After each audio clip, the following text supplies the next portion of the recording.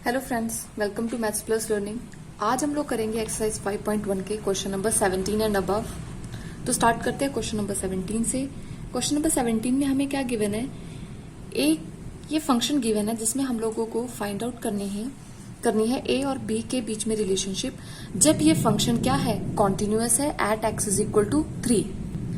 अगर ये function continuous है at x is equal to 3 which that means left hand limit अगर हम लोग निकालेंगे वो किसके इक्वल आ जाएगी, राइट हैंड लिमिट, और वो किसके इक्वल आ जाएगी, value of the function at x is equal to 3 यानी कि एफ ऑफ 3 के इक्वल आ जाएगा। तो क्या करते हैं, सबसे पहले लेफ्ट हैंड लिमिट देखते हैं क्या आएगी। लेफ्ट हैंड लिमिट हम लोग at X equal to 3 F of 3, सबसे पहले देखो क्या जाएगा, एफ ऑफ 3 क्या होगा जब एक्स की वैल्यू क्या है, एक्स इज इक्वल टू 3 है। अब देखो एक्स इज लेस देन 3 और एक्स इज इक्वल टू 3, तो हमारे पास फंक्शन क्या आ जाएगा, ए एक्स प्लस 1 कहां पर, at x is equal to 3 की वैल्यू यहाँ पे पुट कर दो, 3a प्लस 1। ये क्या आ गई हमारी एफ ऑफ ए। अब लेफ्ट हैंड लिमिट देखते हैं। लेफ्ट हैंड लिमिट कैसे निकालते हैं, लिमिट जब टेंड करती है 1 और 3 को टेंड करेगी जब लेफ्ट हैंड साइड से, यानी कि एक्स की वैल्यू, इसका मतलब क्या होता है, एक्स की वैल्यू जब भी 3 से छोटी है, 3 से वैल्यू सबसे छोटी किसकी है, एफ एक्स की। इस वाले फंक्शन में देखो ना, एक्स इज लेस देन 3, तो एफ ऑफ एक्स क्या हो जाएगा हमारे पास, लिमिट एक्स टेंड कर जाएगा 3 को और एफ एक्स की वैल्यू क्या आ जाएगी, ए एक्स प्लस 1। अगर ये वैल्यू कैसे पुट करते हैं हम लोग, ये आपको नहीं पता है तो इससे पहले की वीडियो देखें, it will be far better clear to you. यहाँ पर पुट कर देते हैं तो लेफ्ट हैंड लिमिट क्या हो जाएगी हमारे पास, 3a प्लस 1। ये हमारी क्या हो गई, लेफ्ट हैंड लिमिट। सेम इसी तरह से हम लोग निकालेंगे right hand limit. Right hand limit क्या होती है, लिमिट एक्स टेंड करता है 3 को टेंड करेगा क्योंकि 3 पे निकालना है, और किससे, राइट हैंड साइड से, और एफ ऑफ एक्स। आपको पता है इसका मतलब क्या होता है कि जब भी एक्स की वैल्यू क्या है, 3 से बड़ी है, एक्स की वैल्यू जब 3 से बड़ी है तो हमारे पास फंक्शन क्या है, ये वाला। ये क्या हो जाएगा हमारे पास, limit x tends to 3, F of x क्या हो जाएगा, बी एक्स प्लस 3 को यहाँ पे पुट कर देंगे, हो जाएगा 3b plus 3। Now look, since we are provided कि ये फंक्शन कॉन्टिन्यूअस है at x is equal to 3, तो वो ये वाली कंडीशन को होल्ड करेगा। अगर ये कंडीशन को होल्ड करेगा तो यहाँ से क्या हो जाएगा, 3a plus 1 is equal to 3b plus 3। इन दोनों में से कोई एक वैल्यू पुट कर सकते हैं क्योंकि फंक्शन की वैल्यू और एफ ऑफ 3 की वैल्यू दोनों सेम है। यहाँ से क्या आ जाएगा, देखो 3a इज इक्वल टू क्या आ जाएगा, 3b प्लस 2, यहाँ पर माइनस हो जाएगा ना। अब देखो यहाँ पर एक तो ये रिलेशन हो सकती है, a is equal to b plus 2/3। अब आंसर में आपने देखना क्या दे रखा है, अच्छा ए और बी का रिलेशन, हाँ ओके। और दूसरा ये भी हो सकता है, 3a minus 3b is equal to 2। दोनों में से कोई भी रिलेशन हो, और मुझे लग रहा है ये वाला आंसर आपके बुक में दे रखा है, तो ये इसकी रिलेशन है। So this was our question. Let's see the question number 18। इसमें क्या गिवन है कि for what value of lambda, ये जो फंक्शन है हमारा ये कॉन्टिन्यूअस हो at x is equal to 0। अगर ये कॉन्टिन्यूअस है, अगर कॉन्टिन्यूअस है at x is equal to 0, that means left hand limit और राइट हैंड लिमिट दोनों इक्वल होनी चाहिए, और वैल्यू ऑफ द फंक्शन, तो वैल्यू ऑफ द फंक्शन क्या है, एफ ऑफ 0। देखो at x is equal to 0, f of 0 क्या हो जाएगा हमारे पास, एफ ऑफ 0 यानी कि एक्स की वैल्यू लेस देन 0 या इक्वल टू 0। इसमें से इसको वैल्यू पुट करते हैं, एक्स इज इक्वल टू 0 अगर हम यहाँ पे पुट करेंगे तो देखो क्या हो जाएगा हमारे पास, lambda 0 minus 0 this is equal to 0, यानी कि ये पूरी वैल्यू क्या हो गई हमारे पास, 0। अब हम देखते हैं left hand limit. Left hand limit क्या होता है, limit x tends to 0 minus, यानी कि 0 से थोड़ा सा छोटा। 0 से अगर थोड़ा सा छोटा होगा तो ये वैल्यू कहां पर आएगी हमारी, यहाँ पर, यानी कि एफ ऑफ एक्स हमारे पास क्या हो जाएगा, लिमिट एक्स टेंड्स टू 0, 0 से एक छोटा क्या जाएगा, lambda x square minus 2x। इस वैल्यू को यहाँ पे जब हम पुट करेंगे तो क्या हो जाएगा हमारे पास, 0। इसकी वैल्यू क्या आ गई हमारे पास, इसको यहाँ पे जब हम वैल्यू रखेंगे, lambda 0 minus 0 this is equal to 0। ये हो गई हमारी लेफ्ट हैंड लिमिट।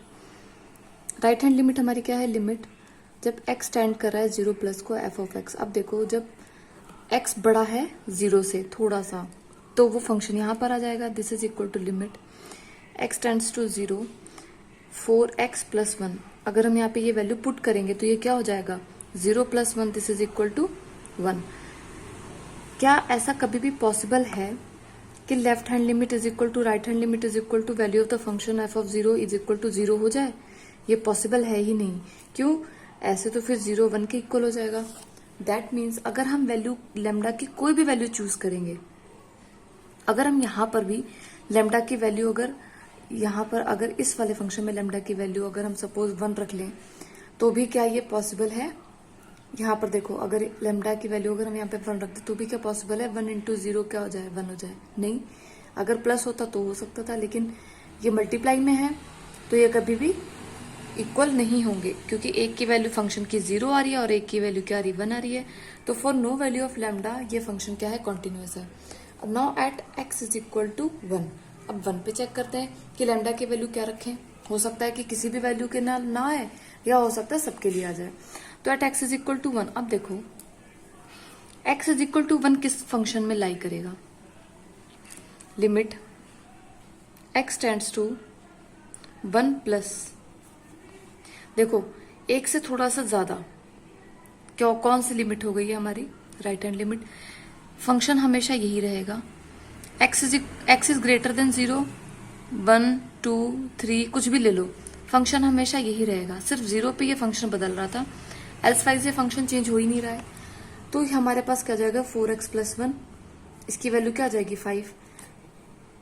इसकी value left hand limit right hand value, left hand limit right hand limit, value of the function हमेशा 5 ही रहेगा। क्यों? क्योंकि अगर हम देखें यहाँ पे देखो लिमिट x टेंड्स टू, अगर हम 1 माइनस ले लें, यानी कि 1 के लेफ्ट नेबरहुड में, अब देखो ये जो फंक्शन टूट रहा है सिर्फ 0 पे टूट रहा है, 1 पे तो फंक्शन कुछ नहीं हो रहा है। तो 1 पे भी हमारे पास क्या आ जाएगा? यही वाला फंक्शन आ जाएगा, 4x plus 1, this is equal to 5 हो जाएगा। विच मीन्स यहां पर लैम्डा की वैल्यू कुछ भी रखो, ये फंक्शन क्या है? हमारा कॉन्टिन्यूअस है at x is equal to 1, but at x is equal to 0 ये फंक्शन वैल्यू लैम्डा की हम कोई भी रखेंगे, ये फंक्शन कभी भी कॉन्टिन्यूअस नहीं हो सकता। अब हम देखते हैं क्वेश्चन नंबर 19। देखो क्वेश्चन नंबर 19 आपको थोड़ा सा ध्यान से समझना है कि इसमें क्या हमें दे रखा है और किस तरह से हम इसको शो करेंगे। हमारे पास क्वेश्चन क्या है? x minus greatest integer x। आपको ग्रेटेस्ट इंटीजर की एक मैं थोड़ी सी हिंट दे दूं। अगर हम ग्रेटेस्ट इंटीजर लिखें, सपोज मैं अगर लिखूं ग्रेटेस्ट इंटीजर 2.101, इस तरह से 2, तो 2 से बड़ा यानी कि 2 प्लस, हम लोग यहाँ पे लेफ्ट हैंड लिमिट और राइट हैंड लिमिट देखेंगे ना, इस वजह से मैं आपको बता रही हूँ 2 प्लस, तो इसका इंटीग्रल पार्ट क्या आ जाएगा हमारे पास? 2 प्लस का क्या हो जाएगा हमारे पास? Integral part 2। ठीक है, लेकिन अगर हम 2 से थोड़ा सा माइनस कर दें, 2 से जस्ट पहले का अगर हम इंटीजर लें, तो वो क्या आ जाएगा? 1.9999 समथिंग इस तरह से होगा। सपोज हम 99 का बार भी कर सकते हैं। अब इसमें इंटीग्रल पार्ट क्या है, यानी कि इंटीजर क्या है हमारा? 1 है। 2 माइनस पे हमारा क्या हो गया? 1 हो गया। और 2 प्लस के पे हमारा क्या आया है? 2 आया है। ये तो इसकी डेफिनेशन होती है ग्रेटेस्ट इंटीजर की। बस इसी डेफिनेशन को यूज करके हम क्वेश्चन नंबर 19 करेंगे। देखो क्वेश्चन नंबर 19 कैसे है। हमें क्या करना है? लेफ्ट हैंड लिमिट और राइट हैंड लिमिट और the value of the function at that point. अब देखो इसमें कोई पॉइंट तो दे रखा नहीं है, ठीक है, तो हम सपोज करते हैं एट सी, कोई भी एक सी इंटीजर ले लेते हैं, where c belongs to integers 1 2 3, इस तरह से। इसको आई भी लिख सकते हैं और जेड भी लिख सकते हैं। चलो ये तो हो गया हमारा एट सी। सी पे हमारा देखो ये तो हमारे पास एफ ऑफ एक्स दे रखा है ना, तो एट सी एफ ऑफ सी हमारा क्या हो जाएगा? वैल्यू ऑफ द फंक्शन क्या हो जाएगा? एफ ऑफ सी निकालने के लिए क्या करेंगे? सी की जगह पे एक्स रिप्लेस कर देंगे, तो जाएगा C minus greatest integer C. As we have seen that C is already an integer, तो ग्रेटेस्ट इंटीजर, अब देखो ग्रेटेस्ट इंटीजर ऑफ 2 क्या हो जाएगा? हमारे पास 2 ही रहेगा, क्योंकि 2 एक इंटीजर है। तो क्या हो जाएगा हमारे पास? c माइनस सी। इसकी वैल्यू क्या आ गई? Greatest integer. इस फंक्शन की वैल्यू क्या आ गई हमारी? At point any point c क्या आ गई? 0। अब हम देखेंगे इसकी left hand limit. Left hand limit क्या होती है? लिमिट जब x टेंड करता है c माइनस को, f ऑफ x। अब देखो ये क्या हो जाएगा? Limit x tends to c। देखो फंक्शन तो हमारा ये रहेगा, तो c यहाँ पर रिप्लेस हो गया माइनस c माइनस। अब देखो जब भी हम c माइनस रखेंगे तो आपने देखा था उससे जस्ट एक छोटी वैल्यू आ जाती है यहाँ पे, यानी कि ये c माइनस को हम क्या लिख सकते हैं, ग्रेटेस्ट इंटीजर c माइनस को c माइनस 1 से हम लोग रिप्लेस कर सकते हैं। क्यों? क्योंकि जब हम लोगों ने 2 माइनस लिया था तो 2 से माइनस हो गया था एक 1। अगर हम यहाँ पे 3 लेते तो क्या होता, अगर हम 3 माइनस लेते तो क्या हो जाता है 2, 3 से एक छोटा नंबर क्या हो जाता है 1, 9 इस तरह से। तो इंटीग्रल पार्ट इसका क्या आता है 2 आता है, इंटीजर पार्ट 2 आ गया, तो इसको हम क्या लिख देंगे c माइनस 1। तो ये हो जाएगा limit x tends to, sorry ये लिमिट तो चलो खत्म हो जाएगी। अब ये वैल्यू हम यहाँ पे रिप्लेस कर देंगे c माइनस 1, ये क्या हो जाएगा हमारे पास 1, क्या हो गया हमारे पास 1। अब देखो जब हम इसकी निकालेंगे राइट हैंड लिमिट, तो लिमिट जब x टेंड करे c प्लस को f ऑफ x, अब देखो c प्लस को टेंड करेगा तो x की जगह पे c रिप्लेस हो जाएगा माइनस c प्लस। अब आपने अभी देखा था जब भी हम 2 प्लस लेते हैं जस्ट 2 से थोड़ा सा बड़ा इंटीजर, तो वो 2 इटसेल्फ था। c के केस में क्या हो जाएगा c माइनस c हो जाएगा, इसकी वैल्यू क्या आ गई 0। अब देखो क्या हमारी left hand limit, right hand limit और वैल्यू ऑफ द फंक्शन क्या तीनों इक्वल है? नहीं है। That means left hand limit is not equal to right hand limit, लेकिन वो इक्वल है वैल्यू ऑफ फंक्शन के। इनमें से एक भी अगर इक्वल नहीं होता है तो वो हमारा क्या होता है डिसकंटिन्यूअस। दिस मीन्स ये जो फंक्शन है हमारा वो डिसकंटिन्यूअस है at all values of n belongs to integers, which means हम लोगों ने ये प्रूव कर दिया। ये हमें प्रूव करना था, n लिख दो, हैंस प्रूव्ड। आई होप आपको समझ में आया। जब भी हम c माइनस लेंगे तो c रिप्लेस हो जाएगा c माइनस 1 के साथ में, जैसा कि यहाँ पर रिप्लेस हो गया। और जब c प्लस लेते हैं तो वो इंटीजर खुद ही आ जाता है, c कोई भी इंटीजर हो सकता है। ये तो मैंने एक एग्जाम्पल के बेसिस पे आपको बताया था। अब देखते हैं हम लोग क्वेश्चन नंबर 20। देखो 20 क्वेश्चन में क्या है, हमारे पास ये फंक्शन गिवन है और इसकी वैल्यू हमें जो भी है कंटिन्यूटी वो कहाँ डिस्कस करनी है, at x is equal to pi. अब देखो एक चीज आप देखो ध्यान से, जो साइन होता है उसकी वैल्यू एट पाई क्या होती है, एट पाई साइन की वैल्यू क्या हो जाती है हमारी 0 होती है। साइन 90 पाई/2 जो होता है वही तो 1 होता है, लेकिन फिर जब हम पाई पर जाते हैं, यहाँ पर आते हैं, तो साइन फिर से क्या हो जाता है हमारे पास 0 हो जाता है। तो हम क्या निकाल लें, at x is equal to pi, हमारा वैल्यू ऑफ द फंक्शन क्या हो जाएगा f ऑफ पाई, हमारे पास क्या आ जाएगा, जहां जहां पर x है वहां पे पाई रिप्लेस कर देंगे, तो हो जाएगा पाई square minus sine pi plus 5। तो ये हो जाएगा हमारे पास पाई स्क्वायर प्लस 5। ये क्या आ गया हमारे पास वैल्यू ऑफ द फंक्शन। अब लेफ्ट हैंड लिमिट देखते हैं। लेफ्ट हैंड लिमिट क्या आ जाएगी, limit x tends to pi minus f of x। देखो फंक्शन तो चेंज हो नहीं रहा है, जैसे हमारे इस तरह से फंक्शन दिए होते थे कि x की वैल्यू ग्रेटर और इक्वल टू 0, लेस और इक्वल लेस देन 0, इस तरह से तो कुछ दे नहीं रखा है। तो फंक्शन क्या हमारा रहेगा, सेम फंक्शन रहेगा हमारा, फंक्शन कोई वैल्यू दूसरी दे नहीं रखी है। तो क्या हो जाएगा हमारे पास limit x tends to pi और f ऑफ x क्या हो जाएगा x square minus sine x plus 5। जब हम इसको रिप्लेस करेंगे तो ये हमारे पास pi square minus sine pi 0 plus 5 आ जाएगा, ये हमारी होगी लेफ्ट हैंड लिमिट। इसी तरह से हमारी राइट हैंड लिमिट हो जाएगी, limit x tends to pi plus f of x। अब देखो फंक्शन तो चेंज हो नहीं रहा है, फंक्शन तो वही रह रहा है, जो ये ग्राफ चल रहा है या ये जो फंक्शन चल रहा है ये तो यही रह रहा है। फंक्शन चेंज हो नहीं रहा है तो फिर हम फंक्शन की ऑब्वियस सी वैल्यू की यही रखेंगे, तो जाएगा limit x tends to pi, f of x क्या हो जाएगा x square minus sine x plus 5।